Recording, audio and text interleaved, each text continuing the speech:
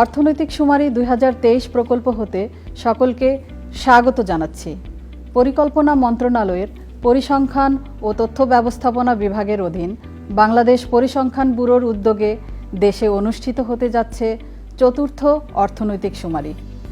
আগামী 10 ডিসেম্বর হতে 26 ডিসেম্বর 2024 তারিখ পর্যন্ত দেশব্যাপী একযোগে অনুষ্ঠিত হবে এ শুমারি কার্যক্রম। শুমারির তথ্য সংগ্রহ সঠিক ও নির্ভুল করার লক্ষ্যে প্রস্তুত করা হয়েছে এই অডিও ভিজুয়াল ট্রেনিং মডিউল।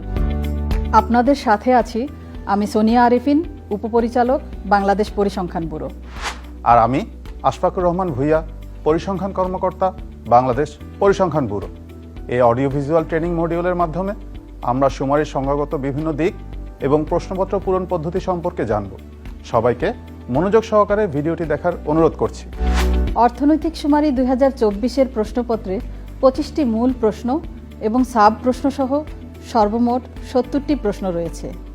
শুরুতেই প্রশ্ন 1, ইউনিটের ক্রমিক নং। ইউনিটের ক্রমিক নং অর্থনৈতিক শুমারির গণনা এলাকা বা ইকো-ইয়ে ভিত্তিক হবে। এক্ষেত্রে প্রথম ইউনিটটি 1, পরের ইউনিটটি 2, এভাবে পর্যায়ক্রমিকভাবে বাড়বে। ক্যাপিতে প্রদর্শিত ক্রমিক নম্বর অবশ্যই খানা বা প্রতিষ্ঠানের দেয়াল বা দৃশ্যমান স্থানে স্টিকার লাগিয়ে তার উপর স্থায়ী মার্কার পেন দিয়ে লিখতে হবে। এবার প্রশ্ন 2.1, ইউনিটের প্রকার। তথ্য সংগ্রহকারী ইউনিটে গমনের পর তার বৈশিষ্ট্য দেখে ইউনিটের প্রকার নির্ধারণ করবেন। ইউনিট 3 প্রকারের: প্রতিষ্ঠান, প্রাতিষ্ঠানিক কৃষি খামার এবং কৃষি বহির্ভূত অর্থনৈতিক কর্মকাণ্ড সম্পন্ন খানা। ইউনিটের প্রকার প্রশ্নটি পূরণ করতে হলে আমাদের জানতে হবে প্রতিষ্ঠান, প্রাতিষ্ঠানিক কৃষি খামার এবং কৃষি বহির্ভূত অর্থনৈতিক কর্মকাণ্ড সম্পন্ন খানা বলতে কী বোঝায়। প্রতিষ্ঠান হলো নির্দিষ্ট স্থানে অবস্থিত একটি একক ইউনিট, যা বিভিন্ন দ্রব্য সামগ্রী উৎপাদন, সংগ্রহ, সরবরাহ, ক্রয় বিক্রয় বা বিতরণজনিত নানা ধরনের অর্থনৈতিক কর্মকাণ্ড অথবা সেবামূলক কর্মকাণ্ড সম্পাদন করে, যেমন অফিস, কলকারখানা, শিক্ষা প্রতিষ্ঠান, হাসপাতাল, ক্লিনিক, দোকান, রেস্টুরেন্ট ইত্যাদি। প্রাতিষ্ঠানিক কৃষি খামার হল বাণিজ্যিক উদ্দেশ্যে প্রাতিষ্ঠানিক কাঠামো, যেমন দোকান বা অফিস ব্যবহার করে যে সকল কৃষি খামার গড়ে উঠেছে, যার হিসাব নিকাশ প্রতিষ্ঠানের ন্যায় আলাদাভাবে পরিচালিত হয়। আমরা জানি কৃষি খামার 2 ধরনের হতে পারে: খানা ভিত্তিক কৃষি খামার এবং প্রতিষ্ঠান ভিত্তিক কৃষি খামার। অর্থনৈতিক শুমারিতে শুধু প্রতিষ্ঠান ভিত্তিক কৃষি খামারের তথ্য আসবে, খানা ভিত্তিক কৃষি খামারের তথ্য কোনোভাবেই আসবে না। এবারে আমরা জানব অর্থনৈতিক কর্মকাণ্ড সম্পন্ন খানা কি। অর্থনৈতিক কর্মকাণ্ড সম্পন্ন খানা হলো যে সকল খানায় আয়ের জন্য খানার অভ্যন্তরে বা প্রাঙ্গণে অথবা খানার বাহিরে ভ্রাম্যমাণ অর্থনৈতিক কর্মকাণ্ড পরিচালিত হয়, যেমন খানার অভ্যন্তরে বা আঙিনায় কুটির শিল্পের কাজ, খানাভিত্তিক উদ্যোক্তা হিসেবে ফ্রিল্যান্সিংয়ের কাজ করা, নিজের রিক্সা বা ভ্যানে মানুষ বা মালামাল পরিবহন করা, অনলাইন ভিত্তিক ব্যবসা যেমন খাবারের ব্যবসা, রাইড শেয়ারিং, ভ্রাম্যমাণ হকার বা ফেরিওয়ালা ইত্যাদি। প্রশ্ন 2.1 পূরণ করার সময় ইউনিটের প্রকার অনুযায়ী প্রযোজ্য উত্তর নির্বাচন করতে হবে। কোনো ইউনিট যদি প্রতিষ্ঠান বা প্রাতিষ্ঠানিক কৃষি খামার হয় তাহলে প্রশ্ন 2.2 পূরণ করতে হবে। কোনো ইউনিট যদি কৃষি বহির্ভূত অর্থনৈতিক কর্মকাণ্ড সম্পন্ন খানা হয় তবে প্রশ্ন 2.1.1 পূরণ করতে হবে। প্রশ্ন 2.1.1, ইউনিটটি অন্যান্য খানা কিনা। অন্যান্য খানা বলতে সাধারণ খানা ব্যতীত যে সকল খানায় মানুষ একসাথে বসবাস করে তা বোঝাবে, যেমন মেস, মসজিদে বসবাসরত ব্যক্তির খানা, বিভিন্ন মার্কেটে বসবাসরত ব্যক্তির খানা প্রভৃতি। অন্যান্য খানার সংজ্ঞা অনুযায়ী যদি ইউনিটটি অন্যান্য খানা হিসেবে বিবেচিত হয় তবে হ্যাঁ নির্বাচন করতে হবে, আর যদি ইউনিটটি অন্যান্য খানা না হয় তবে না নির্বাচন করতে হবে। প্রশ্ন 2.2, ইউনিটটি কি স্থায়ী না অস্থায়ী? এবার আসুন আমরা জেনে নিই স্থায়ী বা অস্থায়ী ইউনিট বলতে কী বোঝায়। নির্দিষ্ট স্থানে অবস্থিত যে সকল প্রতিষ্ঠানের স্থায়ী কাঠামো বা স্ট্রাকচার রয়েছে তা স্থায়ী প্রতিষ্ঠান হিসেবে বিবেচিত হবে। যেমন বাংলাদেশ পরিসংখ্যান ব্যুরোর প্রধান কার্যালয় যা ঢাকার আগারগাঁওয়ে অবস্থিত, আবার ঢাকার তালতলার একটি মুদি দোকান উভয়ই নির্দিষ্ট স্থানে অবস্থিত এবং এর স্থায়ী কাঠামো বা স্ট্রাকচার রয়েছে। এ কারণে উভয় ইউনিটই স্থায়ী ইউনিট হিসেবে বিবেচিত হবে। অস্থায়ী প্রতিষ্ঠানের কোনো স্থায়ী কাঠামো থাকে না, তবে অস্থায়ী ছাউনি কিংবা অস্থায়ী বেড়া বা বেষ্টনী থাকতে পারে। হাটবাজার বা রাস্তার পাশে কোনো নির্দিষ্ট স্থানে অস্থায়ী ছাউনির নিচে বসে নিয়মিতভাবে অর্থনৈতিক কর্মকাণ্ডে নিয়োজিত ছোটোখাটো দোকানপাট অস্থায়ী প্রতিষ্ঠান হিসেবে বিবেচিত হবে। যেমন রাস্তার পাশের টিনের ছাউনি দেয়া মাছ বিক্রির একটি দোকান, যার চারপাশে কোনো দেয়াল বা বেড়া নেই, এটি একটি অস্থায়ী প্রতিষ্ঠান। আবার ঢাকার কাওরান বাজারে একই শেডের নিচে একাধিক ব্যক্তি নিয়মিতভাবে সবজি বিক্রয় করে থাকেন, যেখানে দোকানের জন্য আলাদা কোনো নিজস্ব ছাউনি, বেড়া বা দেয়াল নেই। উক্ত দোকানগুলো অস্থায়ী প্রতিষ্ঠান হিসেবে বিবেচিত হবে। তাহলে আমরা জানলাম, যদি কোনো ইউনিট নির্দিষ্ট স্থানে অবস্থিত হয় এবং এর স্থায়ী কাঠামো থাকে, তাহলে এটি স্থায়ী ইউনিট হবে। আর যদি কোনো ইউনিটে স্থায়ী কাঠামো না থাকে, তবে এটি অস্থায়ী ইউনিট হবে। প্রশ্ন 2.3, ইউনিটের অর্থনৈতিক কর্মকাণ্ড কোথায় পরিচালিত হয়? এই প্রশ্নটি 2.1-এর অর্থনৈতিক কর্মকাণ্ড সম্পন্ন খানায়ের ক্ষেত্রে প্রযোজ্য হবে। খানাভিত্তিক অর্থনৈতিক কর্মকাণ্ড দুইভাবে পরিচালিত হতে পারে, খানায় এবং ভ্রাম্যমাণভাবে। কোনো খানার অর্থনৈতিক কর্মকাণ্ড যদি খানার অভ্যন্তরে বা আঙিনায় সম্পন্ন বা পরিচালিত হয়, তবে খানায় নির্বাচন করতে হবে। অপরদিকে উক্ত কাজটি যদি ভ্রাম্যমাণভাবে সম্পন্ন বা পরিচালিত হয়, তবে ভ্রাম্যমাণ নির্বাচন করতে হবে। প্রশ্ন 2.4, ইউনিটের অর্থনৈতিক কর্মকাণ্ডের ধরন। ইউনিটের অর্থনৈতিক কর্মকাণ্ডের ধরন নির্বাচনের ক্ষেত্রে 3টি অপশন রয়েছে: কৃষি, শিল্প এবং সেবা। কৃষি বলতে প্রাতিষ্ঠানিক কৃষি খামারকে বোঝাবে। শিল্প বলতে সাধারণত পণ্য ও সেবার উৎপাদনকে বোঝাবে। সেবা বলতে যেসব প্রতিষ্ঠানে পণ্য উৎপাদন হয় না, শুধুমাত্র সেবামূলক কার্যাদি সম্পন্ন হয়, তা বোঝাবে। প্রশ্ন 3, ইউনিটের মালিকানা। ইউনিটের মালিকানা সম্পর্কে নিশ্চিত হয়ে প্রযোজ্য উত্তর নির্বাচন করতে হবে। আসুন আমরা ইউনিটের মালিকানার ধরনগুলো জেনে নেই। ব্যক্তিগত বা একক ব্যক্তি বা পারিবারিক মালিকানা, অংশীদারি মালিকানা, private limited company, public limited company, সরকারি মালিকানা, স্বায়ত্তশাসিত, বিদেশি মালিকানা, যৌথ মালিকানা, দেশি এবং বিদেশি, সমবায় মালিকানা, অলাভজনক প্রতিষ্ঠান, প্রবাসী বাংলাদেশি। প্রশ্নে উল্লেখিত মালিকানার ধরন ব্যতীত অন্য কোনো ধরনের মালিকানা থাকলে অন্যান্য মালিকানা নির্বাচন করতে হবে। প্রশ্ন 4, ইউনিটের পরিচিতি। 4.1, ইউনিট প্রধান বা প্রতিষ্ঠানের নাম। ইউনিটটি যদি অর্থনৈতিক কর্মকাণ্ড সম্পন্ন খানা হয়, তাহলে খানার প্রধানের নাম এবং প্রতিষ্ঠান হলে প্রতিষ্ঠানের নাম ইংরেজিতে লিখতে হবে। যেমন আব্দুর রহমান, বিশ্বাস ট্রেডার্স, প্রগতি ক্লাব ইত্যাদি। যদি প্রতিষ্ঠানের কোনো নাম বা নামের কোনো সাইনবোর্ড না থাকে, তবে উক্ত প্রতিষ্ঠানের মালিক বা পরিচালকের নাম লিখুন। 4.2, বাড়ি, মার্কেটের নাম। ইউনিটটি যদি কোনো বাড়িতে হয় এবং বাড়ির নাম থাকে, তাহলে তা ইংরেজিতে লিখুন। যেমন সৈয়দ বাড়ি হলে লিখুন সায়েদ বাড়ি।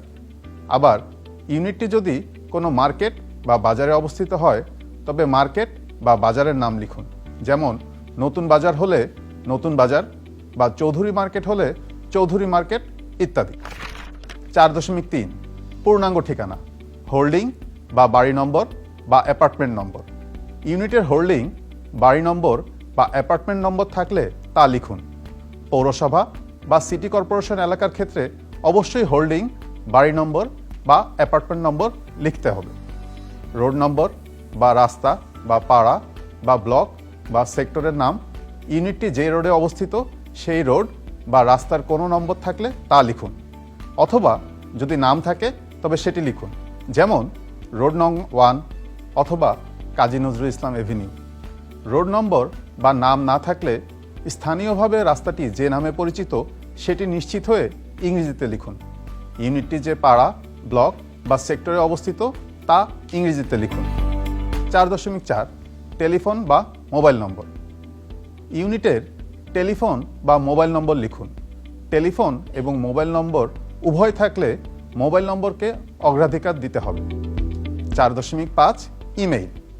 ইউনিটে যোগাযোগের জন্য খানার ক্ষেত্রে ইউনিট প্রধান এবং প্রতিষ্ঠানের ক্ষেত্রে প্রতিষ্ঠানের ইমেইল অথবা প্রতিষ্ঠানের ইমেইল না থাকলে দায়িত্বশীল ব্যক্তির ইমেইল ঠিকানা লিখুন। প্রশ্ন 5.1 ইউনিট প্রধানের লিঙ্গ। যার সিদ্ধান্তে ইউনিটটি পরিচালিত হয় এবং যাকে অন্য সদস্যরা ইউনিট প্রধান মনে করেন তিনি ইউনিট প্রধান হিসেবে বিবেচিত হবেন। খানাভিত্তিক অর্থনৈতিক কর্মকাণ্ডের ক্ষেত্রে অর্থনৈতিক কর্মকাণ্ড পরিচালনাকারী ব্যক্তিই হবেন ইউনিট প্রধান। ইউনিট প্রধানের লিঙ্গ অনুযায়ী প্রযোজ্য অপশন নির্বাচন করুন। প্রশ্ন 5.2 ইউনিট প্রধানের বয়স। ইউনিট প্রধানের বয়স জিজ্ঞেস করে 2 অঙ্কে পূর্ণ বছরে লিখতে হবে। যেমন ইউনিট প্রধানের বয়স 27 বছর 9 মাস হলে 27 লিখতে হবে। ইউনিট প্রধানের বয়স 48 বছর 11 মাস 29 দিন হলে 48 লিখতে হবে। ইউনিট প্রধানের বয়স 100 বছর বা এর বেশি হলে 99 লিখতে হবে। প্রশ্ন 5.3 ইউনিট প্রধানের সর্বোচ্চ শিক্ষা। ইউনিট প্রধানের শিক্ষার ক্ষেত্রে তিনি সর্বোচ্চ কোন শ্রেণী পাশ করেছেন তা জেনে নিয়ে সংশ্লিষ্ট অপশন নির্বাচন করতে হবে। প্রশ্ন 5.4 ইউনিটটি কত সালে আরম্ভ হয়েছে। ইউনিটটি কত সালে তাদের কার্যক্রম তথা উৎপাদন বা সেবা কার্যক্রম শুরু করেছে তা জেনে লিখতে হবে। যেমন যদি কোনো ইউনিট 2017 সালে কার্যক্রম শুরু করে তবে 2017 লিখতে হবে। প্রশ্ন 5.5 ইউনিটের ক্ষেত্রে নিচের কোনটি প্রযোজ্য। প্রতিষ্ঠান এবং প্রাতিষ্ঠানিক কৃষি খামারের ক্ষেত্রে এ প্রশ্নটি প্রযোজ্য হবে।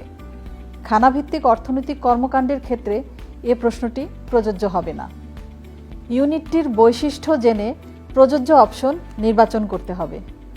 অপশনগুলো হচ্ছে এটির কোথাও কোনো শাখা নেই অর্থাৎ এটি একটি একক ইউনিট, এটি একটি প্রধান কার্যালয় এবং এর অন্যত্র শাখা রয়েছে, এটি একটি শাখা অফিস। উদাহরণস্বরূপ প্যান প্যাসিফিক সোনারগাঁও হোটেলের ক্ষেত্রে এটির কোথাও কোনো শাখা নেই অপশনটি নির্বাচন করতে হবে। আবার বাংলাদেশ পরিসংখ্যান ব্যুরো বা বিবিএস-এর প্রধান কার্যালয়ে গেলে এটি একটি প্রধান কার্যালয় এবং এর অন্যত্র শাখা রয়েছে অপশনটি নির্বাচন করতে হবে, কারণ বিভাগ, জেলা এবং উপজেলা পর্যায়ে বিবিএস-এর শাখা অফিস রয়েছে।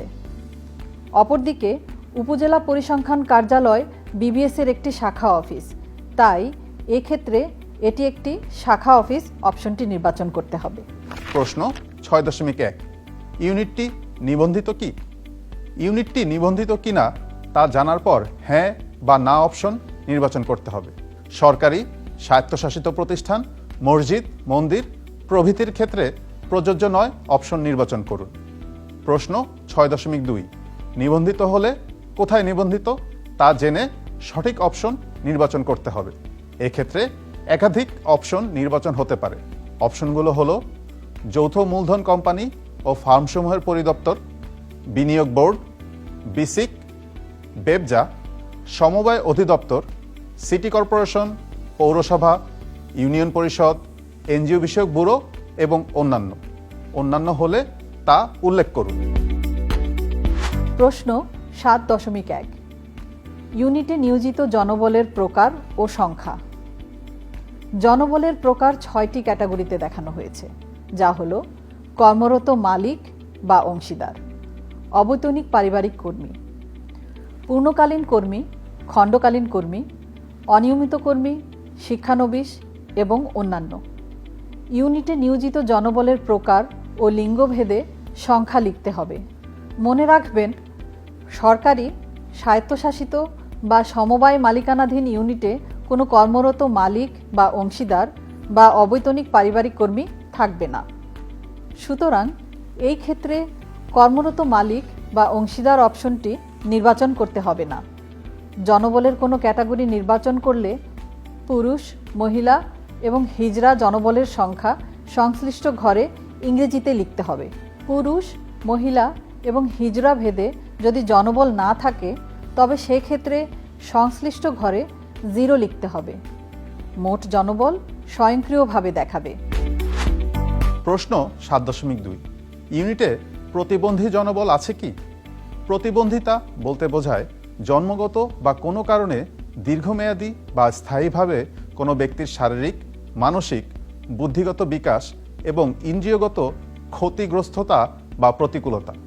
ইউনিটে কর্মরত জনবলের মধ্যে কেউ প্রতিবন্ধী থাকলে হ্যাঁ নির্বাচন করুন, কোনো প্রতিবন্ধী জনবল না থাকলে না নির্বাচন করুন। প্রশ্ন 7.3 নিয়োজিত জনবলের মধ্যে প্রতিবন্ধীর সংখ্যা। নিয়োজিত জনবলের মধ্যে প্রতিবন্ধীদের সংখ্যা পুরুষ, মহিলা ও হিজড়া ভেদে লিখতে হবে। প্রশ্ন 7.4 ইউনিটে বিদেশি জনবল আছে কি? কোনো ইউনিটে যদি অন্য কোনো দেশের নাগরিক অর্থনৈতিক শুমারির সময় কর্মরত থাকেন তবে হ্যাঁ অপশন নির্বাচন করতে হবে। আর যদি উক্ত ইউনিটে কোনো বিদেশি নাগরিক কাজ না করে থাকেন তবে সেক্ষেত্রে না নির্বাচন করতে হবে। প্রশ্ন 7.5 বিদেশি জনবলের সংখ্যা।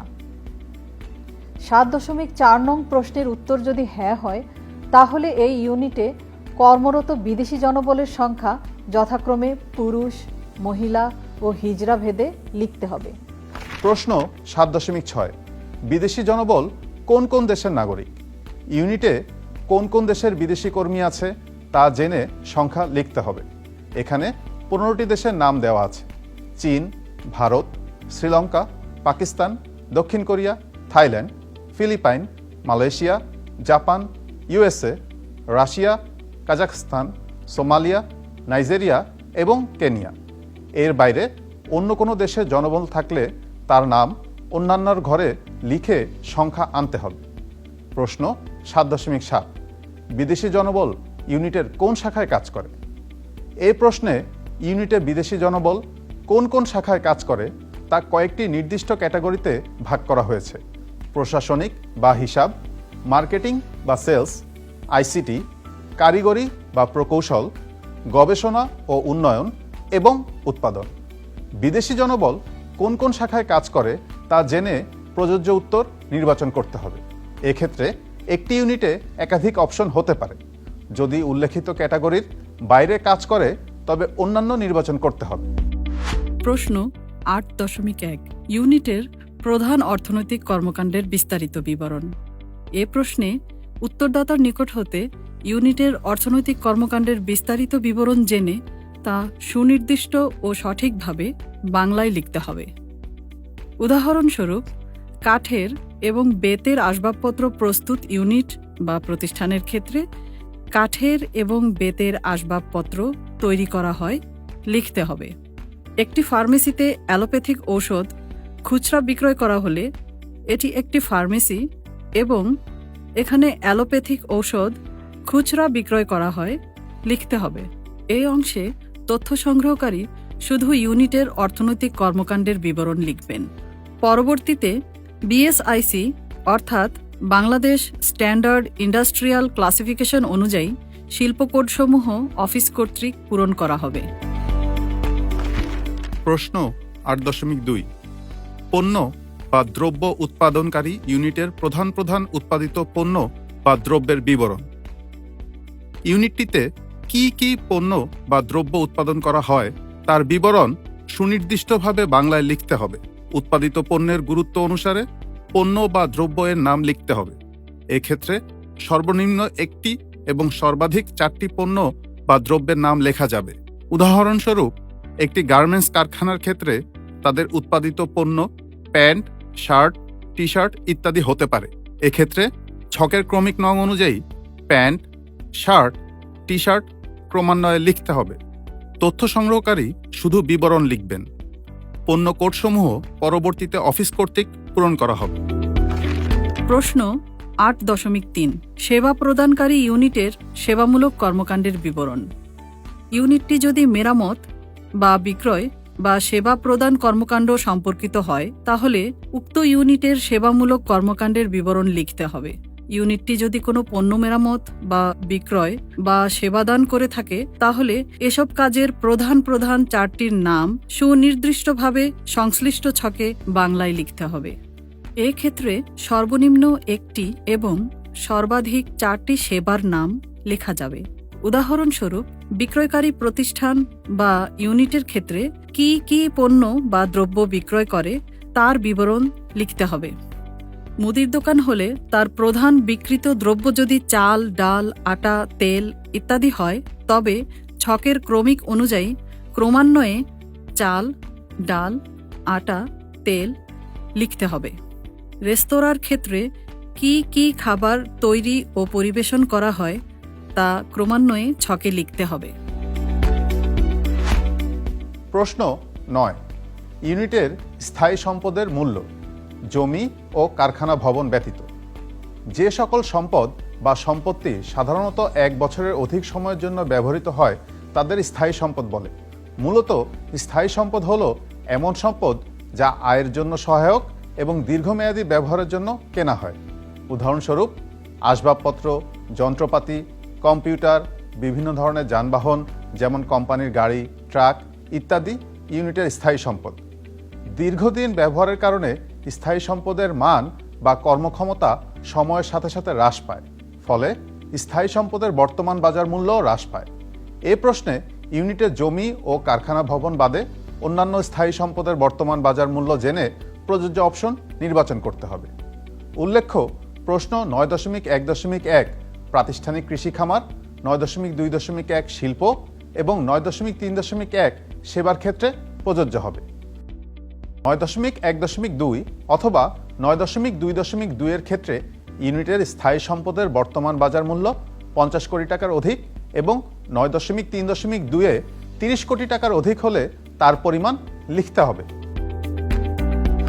প্রশ্ন 10, মূলধনের প্রধান উৎস। মূলধন বলতে ইউনিটের স্থায়ী মূলধন বোঝাবে, যেমন জমি, অফিস, ফ্যাক্টরি বা গুদাম, উৎপাদন বা পরিষেবা দেওয়ার জন্য ব্যবহৃত যন্ত্র, অফিস ফার্নিচার, যানবাহন প্রভৃতি। ইউনিটের মূলধনের উৎস সঠিকভাবে জেনে নিয়ে প্রযোজ্য অপশন নির্বাচন করতে হবে। প্রশ্ন 11.1, ইউনিটে বর্তমানে প্রবাসী বাংলাদেশিদের বিনিয়োগ আছে কি? একজন ব্যক্তি যিনি সাময়িকভাবে তার নিজ দেশ ত্যাগ করে অন্য কোনো দেশে কাজ বা পড়াশোনার জন্য যান তাকে সাধারণ অর্থে প্রবাসী বলা হয়।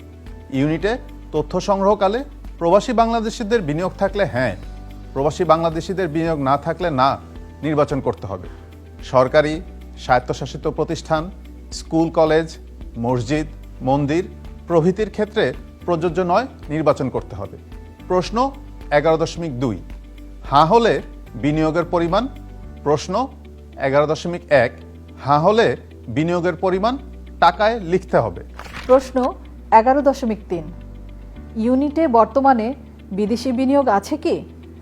বিদেশি বিনিয়োগ হলো অন্য কোনো দেশ থেকে বাংলাদেশের ব্যক্তি বা প্রতিষ্ঠান পর্যায়ে বিদেশি অর্থ বিনিয়োগ কার্যক্রম পরিচালনা করা।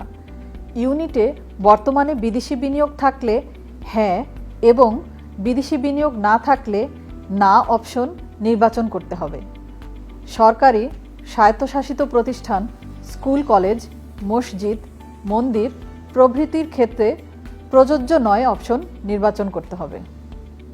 প্রশ্ন 11.4, 11.3 এর উত্তর হ্যাঁ হলে বিনিয়োগের পরিমাণ। উক্ত ইউনিটে তথ্য সংগ্রহকালে যদি কোনো ধরনের বৈদেশিক বিনিয়োগ থাকে তাহলে সেই বিনিয়োগের পরিমাণ টাকায় লিখতে হবে। প্রশ্ন 12, ইউনিটের বিদ্যুৎ সুবিধা বা সংযোগের প্রধান উৎস। এই প্রশ্নে ইউনিটের বিদ্যুৎ সুবিধা বা সংযোগ সম্পর্কিত 6টি অপশন রয়েছে, যা থেকে প্রধান উৎস নির্বাচন করতে হবে। অপশনগুলো হলো জাতীয় গ্রিড, সৌরবিদ্যুৎ, নিজস্ব প্ল্যান্ট, জেনারেটর, অন্যান্য। এছাড়া বিদ্যুৎ সুবিধা বা সংযোগ নেই। প্রশ্ন 13, ইউনিটের হিসাবের ব্যবস্থা। ইউনিটের হিসাবের ব্যবস্থা বলতে সাধারণত ইউনিটের পর্যায়ক্রমিক লিখিতভাবে আয় ব্যয়ের হিসাব রাখা বা লাভ লোকসানের হিসাব রাখাকে বোঝায়। এখানে হিসাবের ব্যবস্থা অনেকভাবেই হতে পারে, তবে ইউনিটে সবচেয়ে বেশি যে হিসাব ব্যবস্থা প্রচলিত তাকেই আমরা ইউনিটের হিসাবের ব্যবস্থা বলে গণ্য করব।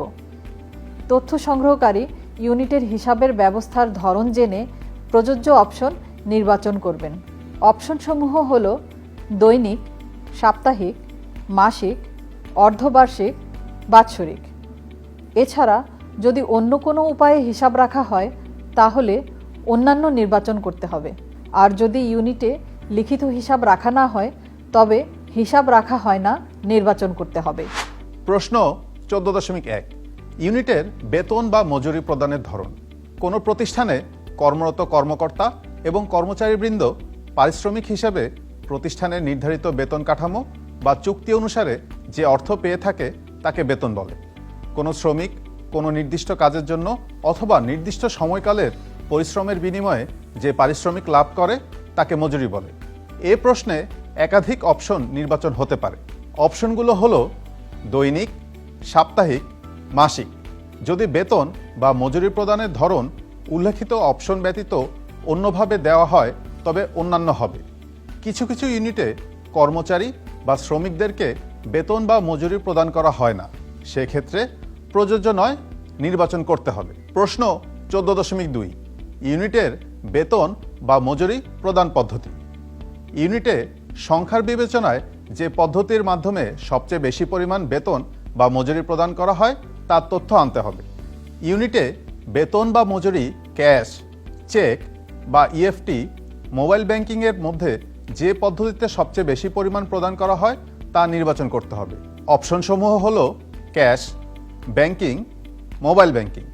আর যদি এই অপশনের কোনোটাই না হয়ে অন্য কোনোভাবে বেতন বা মজুরি প্রদান করা হয় তবে অন্যান্য নির্বাচন করতে হবে। প্রশ্ন 15.1 ইউনিটের কাঁচামালের উৎস। ইউনিটের কাঁচামালের উৎস স্থানীয়, বিদেশি বা কিছু ক্ষেত্রে উভয় অপশন হতে পারে। তাই ব্যবহৃত কাঁচামালের উৎস কী তা জেনে প্রযোজ্য উত্তর নির্বাচন করতে হবে। প্রশ্ন 15.2 উৎপাদনে ব্যবহৃত যন্ত্রের ধরন। উৎপাদনে বিদ্যুৎ, জ্বালানি বা হস্তচালিত যন্ত্র ব্যবহৃত হতে পারে। তাই উৎপাদনে ব্যবহৃত যন্ত্রের ধরন জেনে প্রযোজ্য উত্তর নির্বাচন করতে হবে। এক্ষেত্রে একাধিক অপশন নির্বাচন হতে পারে। প্রশ্ন 15.3 উৎপাদনে ব্যবহৃত জ্বালানির উৎস। উৎপাদনের জন্য কি কি ধরনের জ্বালানি ব্যবহার করা হয় তা জেনে সঠিক অপশন নির্বাচন করতে হবে। যদি কোনো জ্বালানি ব্যবহার করা না হয় তাহলে প্রযোজ্য নয় নির্বাচন করতে হবে। মনে রাখতে হবে শুধুমাত্র উৎপাদন প্রক্রিয়ার জন্য ব্যবহৃত জ্বালানি হিসেবে বিবেচিত হবে। প্রশ্ন 15.4 উৎপাদিত দ্রব্যের বাজারজাতকরণ এলাকা। ইউনিটটির উৎপাদিত দ্রব্য বা পণ্য বা সেবার বাজারজাতকরণ সম্পূর্ণ স্থানীয় বা সম্পূর্ণ রপ্তানি বা উভয় হতে পারে। ইউনিটে উৎপাদিত দ্রব্য বা সেবা কোথায় বাজারজাতকরণ হয় তা জেনে প্রযোজ্য অপশন নির্বাচন করতে হবে। প্রশ্ন 15.5 উৎপাদনে কম্পিউটার বা তথ্য প্রযুক্তির ব্যবহার হয় কি? ইউনিটটির উৎপাদন কার্যক্রমে যদি কম্পিউটার বা তথ্য প্রযুক্তির ব্যবহার করা হয় তবে হ্যাঁ নির্বাচন করতে হবে, এবং যদি উৎপাদন কার্যক্রমে কম্পিউটার বা তথ্য প্রযুক্তি ব্যবহৃত না হয় তবে না নির্বাচন করতে হবে। প্রশ্ন 16 দ্রব্য বা পণ্য স্থানীয় বাজারে বিক্রির ক্ষেত্রে বিক্রয় পদ্ধতি। ইউনিটের দ্রব্য বা পণ্য স্থানীয় বাজারে বিক্রির ক্ষেত্রে যদি খুচরা বিক্রি করা হয় তবে খুচরা, যদি পাইকারি বিক্রি করা হয় তবে পাইকারি, যদি খুচরা এবং পাইকারি উভয়ভাবে বিক্রি করা হয় তবে উভয় নির্বাচন করতে হবে। এছাড়া যদি কোনো ইউনিটে দ্রব্য বা পণ্য বিক্রয় করা না হয় তবে প্রযোজ্য নয় নির্বাচন করতে হবে। প্রশ্ন 17.1 ইউনিটটি ই কমার্স বা অনলাইন ব্যবসায় সম্পৃক্ত কি? ই কমার্স বা ইলেকট্রনিক কমার্স হলো একটি অনলাইন ব্যবসার ধরন যার মাধ্যমে ইন্টারনেট ব্যবহার করে পণ্য বা সেবা ক্রয় বিক্রয় করা হয়। ইউনিট কর্তৃক উৎপাদিত পণ্য বা সেবা বিক্রয়ে কোনো ধরনের ই কমার্স বা অনলাইন প্ল্যাটফর্ম ব্যবহৃত হলে অপশন হ্যাঁ নির্বাচন করতে হবে। অপরপক্ষে কোনো ধরনের ই কমার্স বা অনলাইন প্ল্যাটফর্ম ব্যবহৃত না হলে অপশন না নির্বাচন করতে হবে। সরকারি, স্বায়ত্তশাসিত বা অন্যান্য সেবা প্রতিষ্ঠানের জন্য প্রশ্নটি প্রযোজ্য নাও হতে পারে। সেক্ষেত্রে প্রযোজ্য নয় অপশনটি সিলেক্ট করতে হবে। প্রশ্ন 17.2 ইউনিটে ই কমার্স বা অনলাইনের মাধ্যমে নিম্নলিখিত কোন কোন কার্যক্রম সম্পাদন করা হয়? ইউনিটে ই কমার্স বা অনলাইনের মাধ্যমে দ্রব্য বা পণ্য ক্রয়, বিক্রয়, বিতরণ, অনলাইন ব্যাংকিং, গ্রাহক সেবা প্রদান, শিক্ষা কার্যক্রম, যাত্রী পরিবহন, মালামাল পরিবহন প্রভৃতি কার্যক্রম সম্পাদন করতে পারে। যদি এর মধ্যে কোনো কার্যক্রম সম্পাদন করে তবে তা জেনে প্রযোজ্য অপশন নির্বাচন করতে হবে। উল্লেখিত অপশন ব্যতীত যদি অন্য কোনো কার্যক্রম সম্পাদন যেমন পেমেন্ট প্রক্রিয়া, অ্যানালিটিক্স ও রিপোর্টিং, মার্কেটিং ও প্রচার প্রভৃতি করা হয় তবে অন্যান্য নির্বাচন করতে হবে। প্রশ্ন 18.1 ইউনিটটির কোনো ইন্স্যুরেন্স বা বীমা রয়েছে কি? ইন্স্যুরেন্স বা বীমা হলো অর্থের বিনিময়ে ব্যবসা প্রতিষ্ঠানের সম্পদ বা মালামালের সম্ভাব্য আংশিক বা সম্পূর্ণ ক্ষয়ক্ষতির ঝুঁকি গ্রহণ সংক্রান্ত একটি পদ্ধতি। ইউনিটটির নামে কোনো ধরনের ইন্স্যুরেন্স করা থাকলে উত্তর হ্যাঁ নির্বাচন করতে হবে। অপরপক্ষে যদি ইউনিটটির নামে কোনো ধরনের ইন্স্যুরেন্স করা না থাকে তবে অপশন না নির্বাচন করতে হবে। সরকারি অফিস, স্কুল, মসজিদ, মন্দির প্রভৃতির ক্ষেত্রে প্রযোজ্য নয় অপশন নির্বাচন করতে হবে। প্রশ্ন 18.2 ইউনিটটির গবেষণা ও উন্নয়ন অর্থাৎ R&D ব্যবস্থাপনা আছে কি?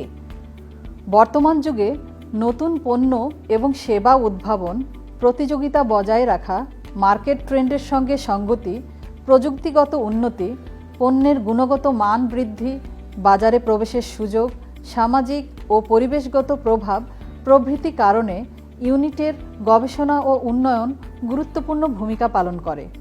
ইউনিটটিতে যদি গবেষণা ও উন্নয়ন ব্যবস্থাপনা থাকে তবে অপশন হ্যাঁ নির্বাচন করতে হবে। আর যদি প্রতিষ্ঠানে এরকম কোনো ব্যবস্থা না থাকে তবে সেক্ষেত্রে অপশন না নির্বাচন করতে হবে। এছাড়াও কোনো কোনো ক্ষেত্রে যেমন অস্থায়ী প্রতিষ্ঠান বা কৃষি বহির্ভূত অর্থনৈতিক কর্মকাণ্ড সম্পন্ন খানায় এ প্রশ্নটি প্রযোজ্য নাও হতে পারে। তখন প্রযোজ্য নয় অপশনটি নির্বাচন করতে হবে। প্রশ্ন 19.1 ইউনিটে অগ্নি নির্বাপন ব্যবস্থা আছে কি? ইউনিটের ভবন, যানবাহন ও বনভূমিতে অনাকাঙ্ক্ষিত অগ্নিকাণ্ডের আগুন নেভানোর জন্য ফায়ার এক্সিট, ফায়ার ডোর, emergency lighting system, fire alarm system, fire hydrant system, স্বয়ংক্রিয় ফায়ার স্প্রিংকলার সিস্টেম থাকে। রান্নার তেল, এলপিজি গ্যাস এবং অন্যান্য দাহ্য সামগ্রী পৃথকভাবে বিশেষ ব্যবস্থায় সংরক্ষণ করা হয়ে থাকে। ইউনিটে যদি এ ধরনের এক বা একাধিক পদক্ষেপ বা ব্যবস্থা গ্রহণ করা হয়ে থাকে তবে অগ্নি নির্বাপন ব্যবস্থা আছে বলে ধরে নিতে হবে এবং অপশন হ্যাঁ নির্বাচন করতে হবে। অপরদিকে যদি এ ধরনের ব্যবস্থা না থাকে তবে অপশন না নির্বাচন করতে হবে। প্রশ্ন 19.2 ইউনিটে অগ্নি নির্বাপন ব্যবস্থা থাকলে তা নিয়মিত রক্ষণাবেক্ষণ করা হয় কি? প্রশ্ন নং 19.1 উত্তর হ্যাঁ হলে বিদ্যমান অগ্নি নির্বাপন ব্যবস্থা যদি নিয়মিত রক্ষণাবেক্ষণ করা হয় তবে অপশন হ্যাঁ নির্বাচন করতে হবে। আর যদি নিয়মিত রক্ষণাবেক্ষণ করা না হয় তবে না অপশন নির্বাচন করতে হবে। প্রশ্ন 20.1 ইউনিটে বর্জ্য ব্যবস্থাপনা সম্পর্কিত কোনো কার্যক্রম আছে কি? ইউনিটের বর্জ্য মাটি, পানি, বায়ু তথা পরিবেশ এবং জীববৈচিত্র্যকে দূষিত করতে পারে। এসব দূষণ রোধের উদ্দেশ্যে শিল্প কারখানা এবং প্রতিষ্ঠানসমূহ বা বিভিন্ন অর্থনৈতিক ইউনিটসমূহ বর্জ্য সংগ্রহ, বর্জ্য পৃথকীকরণ, রিসাইক্লিং, কম্পোস্টিং, ডাম্পিং সাইট পরিচালনা, শিক্ষা ও সচেতনতা, বর্জ্যের পরিমাণ মনিটরিং, বর্জ্য পরিবহন, প্রক্রিয়াজাতকরণ, বর্জ্য পুনঃব্যবহার এবং প্রযুক্তির ব্যবহার প্রভৃতি ব্যবস্থা গ্রহণ করতে পারে।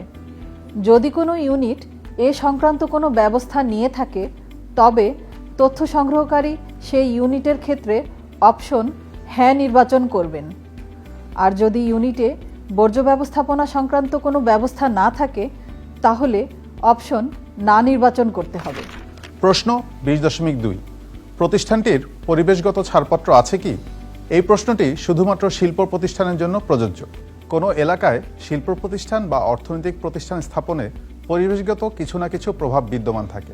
সে কারণে বাংলাদেশ পরিবেশ সংরক্ষণ আইন অনুযায়ী কোনো এলাকায় কোনো শিল্প প্রতিষ্ঠান স্থাপন বা প্রকল্প গ্রহণ করার জন্য পরিবেশগত ছাড়পত্র প্রয়োজন, যা পরিবেশ অধিদপ্তর প্রদান করে থাকে। এক্ষেত্রে তথ্য সংগ্রহকারী তথ্য প্রদানকারীর প্রতিষ্ঠানের কাছে পরিবেশ অধিদপ্তর প্রদত্ত কোনো ছাড়পত্র আছে কিনা জানতে চাইবেন।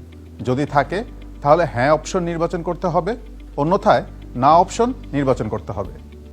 তবে কোনো কোনো সরকারি বা অন্যান্য সেবা প্রতিষ্ঠান এবং কৃষি বহির্ভূত অর্থনৈতিক কর্মকাণ্ড সম্পন্ন খানায় প্রশ্নটি প্রযোজ্য নাও হতে পারে। তখন প্রযোজ্য নয় অপশন নির্বাচন করতে হবে। প্রশ্ন 20.3 প্রতিষ্ঠানটির ফায়ার সার্ভিসের ছাড়পত্র আছে কি? এই ক্ষেত্রে তথ্য সংগ্রহকারী জানতে চাইবেন উত্তরদাতার প্রতিষ্ঠানে ফায়ার সার্ভিস এবং সিভিল ডিফেন্স কর্তৃক প্রদত্ত ফায়ার সার্ভিসের ছাড়পত্র আছে কিনা। যদি থাকে তবে হ্যাঁ অপশন নির্বাচন করতে হবে, যদি না থাকে তবে না অপশন নির্বাচন করতে হবে। প্রশ্ন 21.1 টয়লেটের ব্যবস্থা। এই প্রশ্নে একজন তথ্য সংগ্রহকারী জানতে চাইবেন তথ্যদাতার প্রতিষ্ঠানে টয়লেট আছে কিনা। যদি থাকে তবে হ্যাঁ অপশন নির্বাচন করতে হবে, আর যদি না থাকে তবে না অপশন নির্বাচন করতে হবে। প্রশ্ন 21.2 মহিলাদের জন্য পৃথক টয়লেটের ব্যবস্থা। 21.1 প্রশ্নের উত্তর যদি হ্যাঁ হয় তবে এই প্রশ্নটি পূরণ করতে হবে। তথ্য সংগ্রহকারী জানতে চাইবেন ইউনিটে মহিলাদের জন্য পৃথক টয়লেটের ব্যবস্থা আছে কিনা।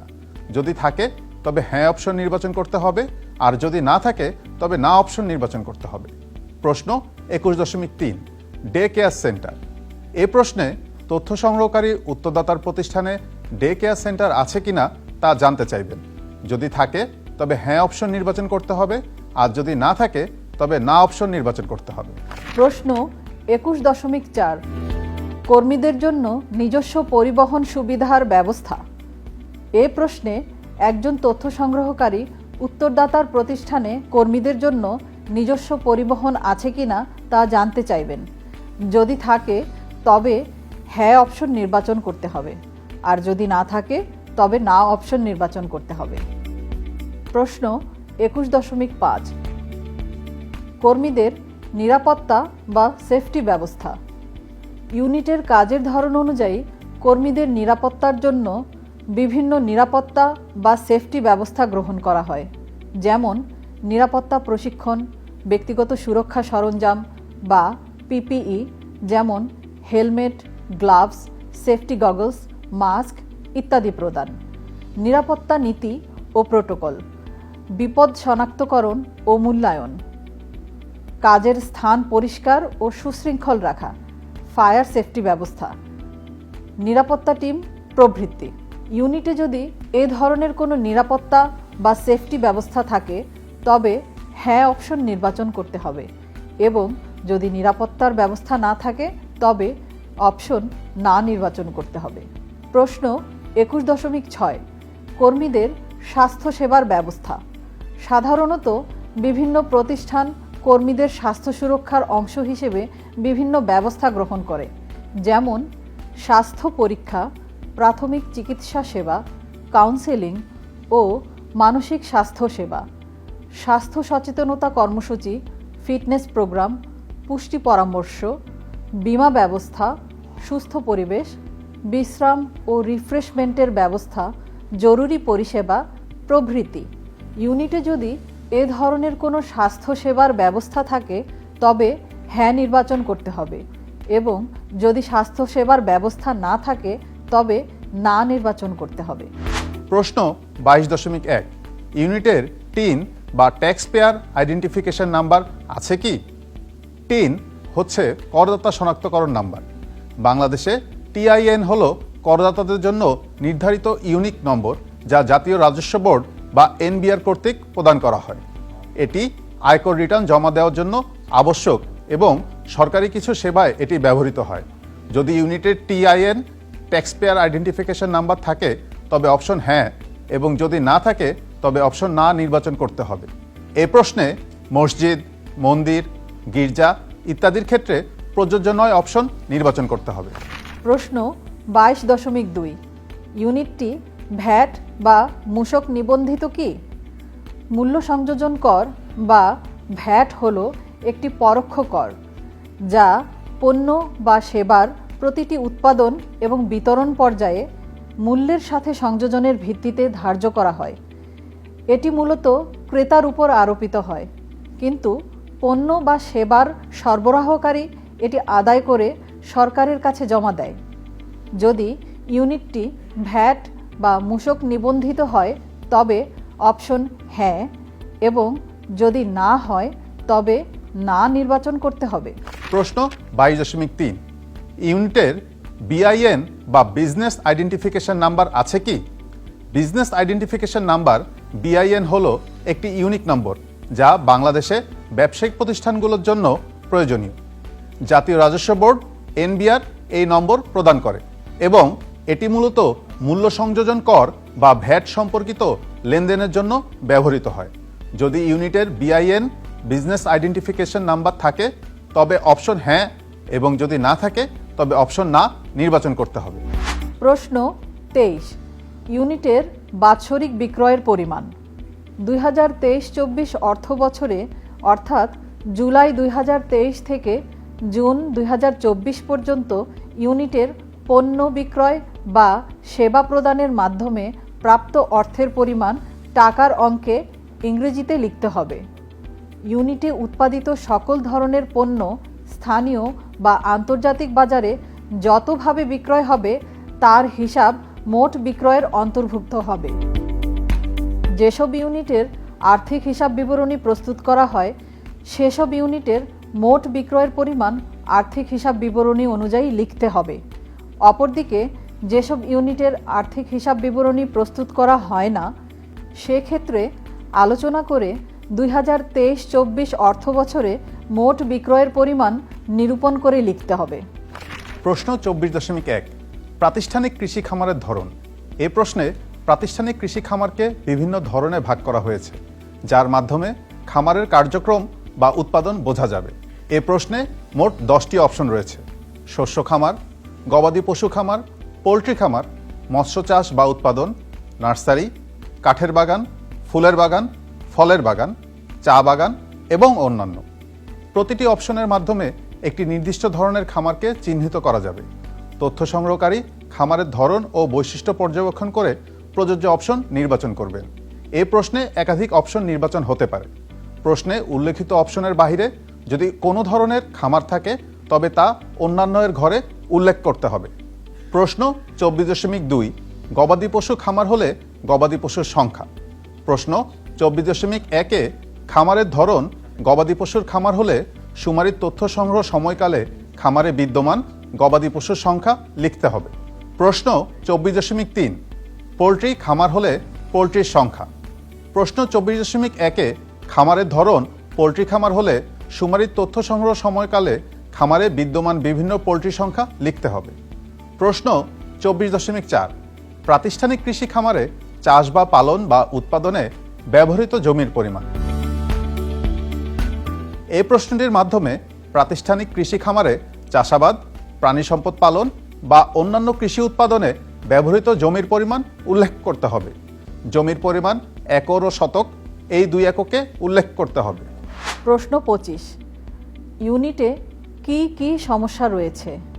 এ প্রশ্নের মাধ্যমে ইউনিটটি পরিচালনা, এর উৎপাদন পরিচালনা অথবা ব্যবসা পরিচালনা করতে কোনো সমস্যা আছে কিনা তা জানতে চাওয়া হবে। এ প্রশ্নে মোট 10টি অপশন রয়েছে, যেমন কোনো সমস্যা নেই, পর্যাপ্ত মূলধনের অভাব, দক্ষ জনবলের অভাব, পর্যাপ্ত কাঁচামালের অভাব, উৎপাদন খরচ বৃদ্ধি, অবকাঠামোগত সমস্যা, বিদ্যুৎ ও জ্বালানি সংক্রান্ত সমস্যা, সহজলভ্য ঋণের অভাব এবং অন্যান্য। অন্যান্য হলে উল্লেখ করতে হবে। তথ্য সংগ্রহকারী উত্তরদাতাকে উল্লিখিত 10টি অপশন পড়ে শোনাবেন। এই 10টি সমস্যার মধ্যে যদি কোনো সমস্যা ইউনিটটিতে থাকে তবে তা নির্বাচন করতে হবে। উল্লেখ্য, এ প্রশ্নে একাধিক অপশন পূরণ হতে পারে। সকলকে ধৈর্য ও মনোযোগ সহকারে আমাদের এই ট্রেনিং মডিউলটি দেখার জন্য অসংখ্য ধন্যবাদ। অর্থনৈতিক শুমারি 2024-এর সফলতা কামনা করে বিদায় নিচ্ছি।